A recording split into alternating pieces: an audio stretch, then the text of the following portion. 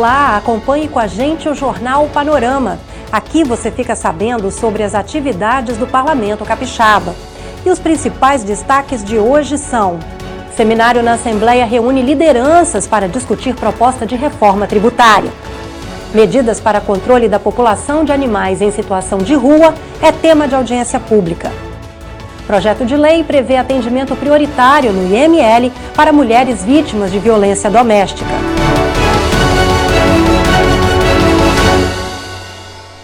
Facilitar o pagamento dos tributos, reunindo 5 deles em um único. Essa proposta de reforma tributária, já aprovada na Comissão de Constituição e Justiça da Câmara Federal, foi objeto de seminário na Assembleia Legislativa. A proposta de emenda constitucional da reforma tributária foi tema de seminário realizado na Assembleia Legislativa. De autoria do deputado federal Baleia Rossi, a PEC 45 de 2019 prevê a simplificação da cobrança de impostos a partir da transformação de 5 tributos em um único, que seria chamado IBS, Imposto sobre Bens e Serviços. O idealizador da proposta de reforma tributária, economista Bernard Api, foi o palestrante do seminário.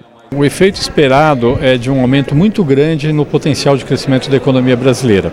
Não é um efeito todo de curto prazo, ele tem uma parte importante que vem só em 10, 15 anos, mas é um efeito extremamente relevante. A gente estima tanto via aumento do investimento quanto via aumento da produtividade da economia brasileira.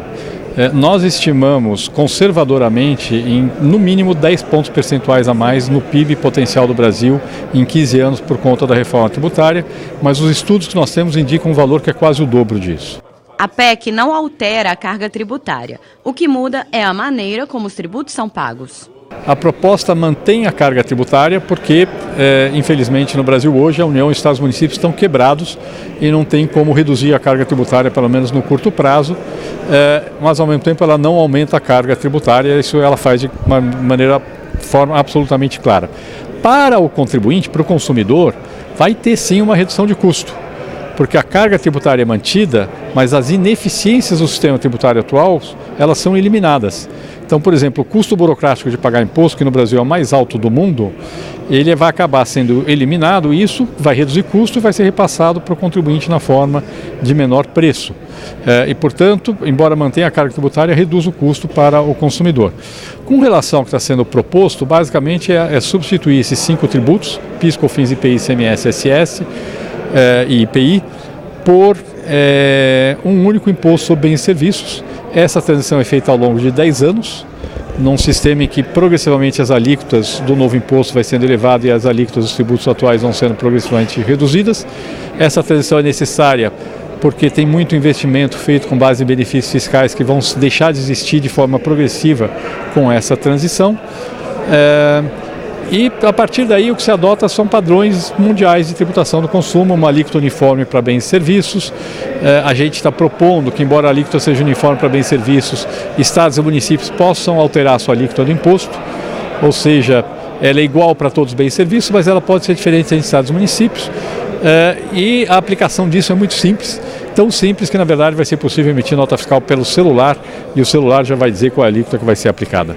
O governador Renato Casagrande comentou a proposta e ressaltou a necessidade de mecanismos para garantir o desenvolvimento regional. Tem um ambiente favorável porque ninguém suporta um sistema complexo como o nosso, confuso como o nosso, regressivo, quer dizer, cobra mais de quem ganha menos, e a cada dia é um fluxo, uma sangria de riqueza do pobre para o rico. Esse é o nosso sistema tributário. Outra preocupação nossa é com o desenvolvimento regional. Na proposta tem que ter um instrumento para que a gente possa continuar desenvolvendo regionalmente, tá certo? O Brasil e estados com pouca população, que tem baixo poder de consumo, como o Espírito Santo, possa ser um estado que atraia investimento, que atraia empreendimento. E a gente quer ser um estado competitivo, eficiente, que possamos abrir o estado para o mundo, né? O Brasil usar o estado como janela para se comunicar com o mundo e o mundo usar o estado como janela para se comunicar com o Brasil. É isso que nós desejamos. A PEC já passou na Comissão de Constituição e Justiça da Câmara e agora está no colegiado especial criado para analisar a proposta. O deputado federal da Vitória, vice-presidente da Comissão da Reforma Tributária, foi o proponente do seminário realizado na Assembleia. O presidente do colegiado e o relator do projeto, deputados federais Hildo Rocha e Aguinaldo Ribeiro, participaram do debate, assim como parlamentares da bancada capixaba na Câmara, deputados estaduais, representantes do Ministério Público, Tribunal de Justiça e Tribunal de Contas do Estado e o prefeito da capital. Construção de um hospital público e parcerias para ações de castração e tratamento, dentre outras alternativas, foram apresentadas durante a audiência pública da Comissão de Saúde sobre controle populacional dos animais em situação de rua. Ativistas da causa animal querem a instituição de uma política de Estado para reduzir o número de cães, gatos e outros bichos abandonados na Grande Vitória e interior capixaba. O assunto foi discutido em audiência pública da Comissão de Saúde, que teve a presença de autoridades e de lideranças de entidades ligadas à questão. O representante da Secretaria de Estado da Saúde defendeu parcerias para as ações de castração e tratamento dos animais. O poder público, ele sozinho ele não consegue, mas se ele estiver junto com o poder privado, de uma maneira bem organizada, isso é possível. A própria associação uma instituição de ensino com o poder público, como eu vivenciei essa experiência, um trabalho da Secretaria Municipal de Saúde com a universidade, a gente consegue resolver. Esta ativista defendeu a construção de um hospital público no estado para assistência aos animais, mas disse que outras alternativas podem ser consideradas, caso sejam mais fáceis de serem implantadas. Se não é viável o hospital, mas é viável uma parceria, né, com as clínicas médicas e empresas privadas, é ótimo. O que nós precisamos realmente é de começar a controlar a população de animais em situação de rua. Durante a audiência, foi mostrado o risco à saúde animal provocado por animais abandonados, já que muitos contraem doenças transmissíveis, como a raiva. Surgiram várias ideias, dentre elas a gente fazer uma audiência maior, chamando todos os municípios, todos os secretários, no sentido de mostrar a dificuldade de cada município. A gente gostaria de criar, no novo orçamento para 2020, e incluir no PPA uma rubrica para que parte de algum recurso fosse destinado para a causa animal. Projeto da deputada Janete de Sá, em tramitação na Casa, pede prioridade para atendimento no IML, o Instituto Médico Legal, de mulheres vítimas de violência doméstica. A deputada falou sobre o assunto para o Jornal Panorama. A mulher já foi violentada, machucada. Você imagine você ficar esperando para poder fazer um exame de corpo de delito, ficar naquela angústia para ter emissão do laudo, para poder o seu processo seguir rapidamente em frente. Essas mulheres, tem mulheres que precisam de medidas protetivas, que precisam ir para uma casa-abrigo. E quanto mais demora, mais tempo ela tem que se abrigar numa casa-abrigo, mais tempo ela tem que ficar com medida protetiva. Na medida em que com 24 horas ela tenha prioridade na emissão do laudo, este processo anda mais rápido. Esse processo, essa denúncia, ela é feita na justiça e pode ingressar em juízo contra o agressor e ter essas medidas com mais rapidez decididas. Porque a medida protetiva, se não tiver algo que configure realmente a lesão, você pode demorar em tê-la. E aí facilita esse processo, agiliza esse processo, que já é lento hoje, com todas essas situações que a gente vem colocando, mas ele é lento.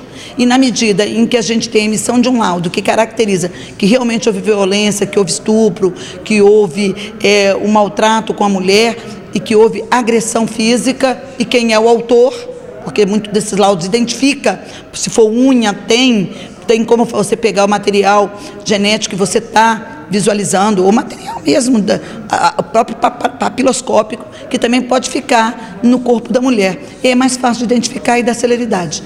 Cantora e ativista faz palestra na Assembleia contra o aborto. A Assembleia Legislativa foi palco da palestra Em Defesa da Vida por um Brasil Sem Aborto. A palestrante, a cantora e líder pró-vida Zezé Luiz, contou um pouco do seu trabalho e do movimento no qual está engajada. Nós atuamos promovendo a dignidade da pessoa humana desde a concepção até a morte natural. Eu represento o Movimento da Cidadania pela Vida Brasil Sem Aborto, também a Rede Nacional em Defesa da Vida e da Família, e também temos um apostolado, né, de acompanhamento de mulheres que sofreram o trauma do aborto. Acolhemos gestantes em situação de risco, ajudamos mulheres a salvar as suas vidas e a vida dos seus filhos, né? O Movimento Brasil Sem Aborto, ele tem como foco principal a mobilização da cidadania pela vida, que os cidadãos tenham conhecimento daquilo que está acontecendo no nosso país, das ameaças, dos projetos que estão em tramitação, dos grupos que atuam, que querem a legalização do aborto no Brasil. Então, o Movimento da Cidadania, ele tem como fundamento formar e educar essas pessoas para que elas tenham consciência de que elas podem e devem defender o cidadão, o bebê em gestação e a mulher, para que nenhuma vida seja ceifada. A iniciativa foi do deputado Alexandre Chambinho, que cogita a possibilidade de criar uma frente parlamentar sobre o assunto. O aborto, ele vem contra a família no Brasil. O aborto vem para destruir as famílias. E nada melhor do que a gente poder falar da vida. E nós estamos iniciando um movimento na Assembleia Legislativa, no Estado do Espírito Santo, a favor da vida. E quem sabe vamos estar aí futuramente lançando a Frente Parlamentar pela Vida contra o aborto no Estado do Espírito Santo, um movimento nacional que ganha muita força, e nós estamos aqui apoiando esse movimento. Uso de recursos para ações de combate à extrema pobreza, ampliação do acesso à carteira de habilitação social. Veja um pouco dos trabalhos dos deputados durante a semana com a repórter Luciana Vernesbach. O grande destaque das sessões ordinárias e extraordinárias desta semana foi a aprovação do projeto do Governo do Estado que cria a Inova Capixaba, uma fundação para gerir a saúde pública no Espírito Santo. Houve muito debate em torno da matéria, alguns deputados se posicionaram contra, houve a apresentação de emendas e, no final, a matéria foi aprovada com 21 votos a favor, 5 contrários e alguns deputados que expressamente disseram que não iriam votar. O deputado Enivaldo dos Anjos, que é líder do governo, comentou sobre a fundação. O setor de saúde é um setor que demanda muitos cuidados e que não está bom. E o secretário de Saúde resolveu implementar a criação dessa fundação como uma alternativa para viabilizar soluções para os gargalos de atendimento da saúde. Ele entende que esse sistema de fundação vai viabilizar dinamismo, vai viabilizar a capacidade do Estado de dar o melhor atendimento aos hospitais, aos atendimentos de forma geral. Então, baseado nessa proposta do secretário da Saúde, nós consideramos que devíamos manter essa matéria com aprovação, o que mostra o interesse da Assembleia de poder participar dessa questão de saúde para poder ajudar a população, principalmente a população do interior do Estado. Também do Governo do Estado foi aprovado, mas dessa vez à unanimidade, o projeto de lei que amplia as oportunidades de acesso ao programa CNH Social. Além dos custos para a primeira habilitação, que já eram isentos na primeira matéria, eles também colocaram outros tipos de custos, como custos de formação, também isentos para as pessoas que podem ter direito à CNH Social. E um outro ponto que eu acho extremamente importante é que esse projeto ele é direcionado para pessoas de mais baixa renda. Ele utiliza o CAD único, que é um cadastro do governo federal para as pessoas que buscam os projetos do governo federal, como é o caso do Bolsa Família, de tal forma que, é claro, o CAD único tem algumas falhas, é verdade, mas na minha opinião ainda é o melhor espaço de filtro para que realmente as pessoas que mais precisam possam ser beneficiadas. De tal forma que votei favorável à matéria e acredito que os pontos do projeto que foram aprovados hoje, apesar de toda a minha independência nessa casa, nesse projeto, o governo acertou. Também houve projeto parlamentar aprovado. O plenário autorizou que recursos do Fundo para a Redução das Desigualdades Regionais sejam destinados também a ações de combate à extrema pobreza. A autora do projeto é a deputada Janete de Sá. Nós estamos colocando uma emenda para viabilizar que recursos possam ser drenados para poder reduzir os índices de pobreza e de extrema pobreza no Espírito Santo, que tem crescido de maneira assustadora. Mais de 900 mil pessoas no Espírito Santo vivem com R$ 425 por mês. Cerca de 500 mil pessoas no Espírito Santo estão vivendo com R$ 146 por mês, ou seja, do Bolsa Família, na situação de extrema pobreza. Esse número tem crescido. São cerca de 1,5 milhão de capixabas, de pessoas que vivem no Espírito Santo, que estão na pobreza e na extrema pobreza. E esses dados, esses números são assustadores. São números oficiais, e isso nos remete à responsabilidade de estarmos fazendo algo para reduzir essas desigualdades regionais, a começar pela pobreza e pela extrema pobreza que tem crescido em todas as regiões do Espírito Santo, concentrando a riqueza na mão de mas muito poucas pessoas. Por fim, o último destaque da semana fica para o recebimento do projeto da Lei Orçamentária Anual, a LOA, de 2020. Encaminhada pelo Poder Executivo, a receita total do orçamento é de cerca de 19,7 bilhões de reais. Um aumento aí de 2 bilhões de reais, ou seja, 11% em relação ao orçamento de 2019. Voltamos ao estúdio.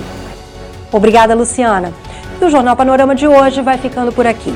Mais informações sobre as atividades do Legislativo você encontra em nosso site e em nossas mídias sociais. Obrigada pela companhia e continue ligado na programação da TV Assembleia, Canal Cidadão.